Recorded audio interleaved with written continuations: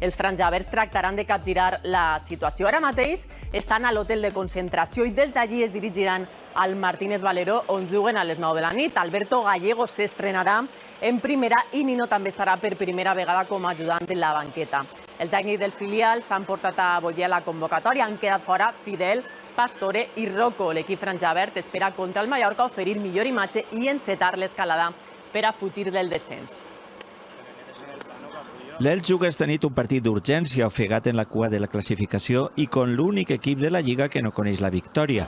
Bragarnik ha postergat el substitut de Francisco i ha optat per fer debutar en primera el tècnic del filial, Alberto Gallego, amb Nino com a ajudant. No es fácil para un jugador verte con un punto y decirle quítate la presión. El tècnic interí reconeix la difícil situació que passa a l'equip. L'objectiu és traure 3 punts d'or i que tots remen en la mateixa direcció. Estos chicos tienen mucho fútbol en las botas, hay que sacarlo, ofrecerse, ser valientes y si nos quitan el balón, a correr a por ella. Alberto Gallego recupera Mascarell, Verdú i Vigas i es dubte un jugador clau, Lucas Boyer.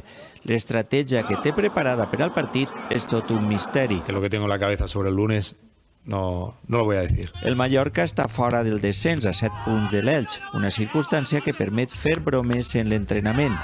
Con Francisco tenían una idea, un estilo, una forma y ahora no sabemos qué nos vamos a encontrar. L'empat entre el Cádiz i l'Espanyol deixa l'Elx a 5 punts de la permanència.